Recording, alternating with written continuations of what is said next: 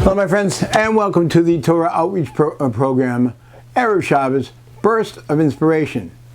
This week's Burst of Inspiration is sponsored by Mrs. Nechama Gourdji as a Zechus and in honor of Yehudah and Nechama Gourdji upon their recent wedding. May they build a Bais Ne'eman B'Yisroel. On a personal note, I'd like to thank Mrs. Gourdji because Nechama is my youngest child, and Yehudah is her new husband and my new son-in-law. Mazel tov.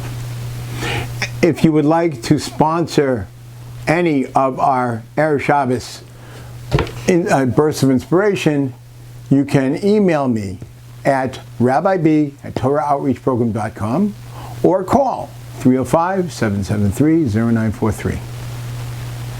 This week's Parsha, Parshas Pekudei, the last Torah reading of the book of Shmos, Exodus. Also the end of a long set of instructions on how to build the Mishkan, the tabernacle in the desert.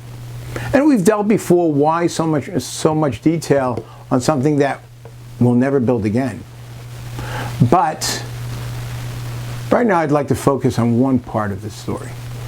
The very end of the building, all these different groups that were involved in building and constructing and weaving and everything else that was done for the Mishkan tried to lift the beams of the Mishkan to erect the Mishkan and put it into place. And no one could do it. And God said to Moshe, "You do it by yourself." Moshe was flabbergasted. By myself? We have groups of people that were trying to do it. How can I do this by myself? And Hashem told Moshe, I want you to be the one to lift it, because you weren't involved in the construction. Being that Moshe was the king of the Jewish people, it was beneath his dignity to be involved in the physical construction, but he was the overseer of every part. But Hashem wanted him to have a physical involvement also, and show that only he is the leader of building the Mishkan. And he said, I want you to erect the Mishkan. But Moshe didn't understand. How can one person pick up these massive beams when groups of people can't do it? And Hashem told him, go through the motions. Try your best, and we'll make it happen. And Moshe did just that.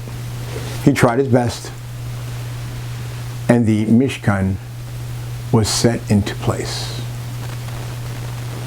Hashem was showing Moshe, just like the Mishkan is a microcosm of the world and how it was made, so too our lives and how our lives are run are a show of how God runs the world. We go through the motions. We try our best. But the outcome is not up to us. If Hashem wants something to happen, it will. And if He doesn't want it to happen, no matter how hard we try, it won't happen. As a very good friend of mine once said, and I've quoted him many times before, we're only in charge of the verbs in this world. We have to go through the motions. We have to do the actions. But it's Hashem, Kadosh Baruch Hu, who's in charge of the nouns. He makes the outcome. He's the one who decides whether our efforts work the way we want them to or work completely differently than how we planned. Very similar to the up-and-coming holiday, Purim. Purim, all about seeing God in a place where He's not obvious. The story of Purim, the Megillah Esther, God's name is not mentioned once.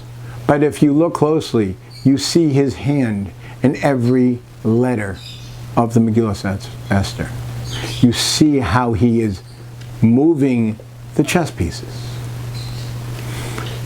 The name itself is ironic.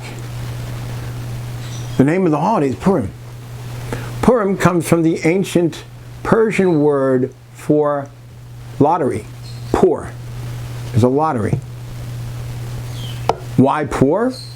Because Haman, before deciding when to kill the Jews, he used a lottery to make that decision. The reason he used the lottery was he was showing his animosity towards our way of life.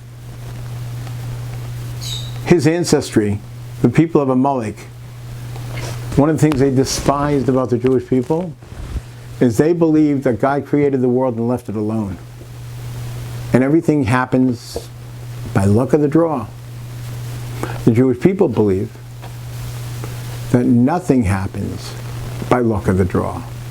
Nothing is coincidental. Everything is divinely guided. But Haman wanted to show his animosity to us in such a way that he decided to kill us on a day that was decided by the luck of the draw. An extra shtach. But what happened? In the end of the story, the whole thing was turned around on his head. And we learned that even the luck of the draw is not luck. We may buy a raffle ticket. We may invest money. We may go to work. But the outcome is what God decides. Yes, we have to go through the motions. We have to go through the verbs. But the outcome, the noun, is Allah to Hashem. Chums.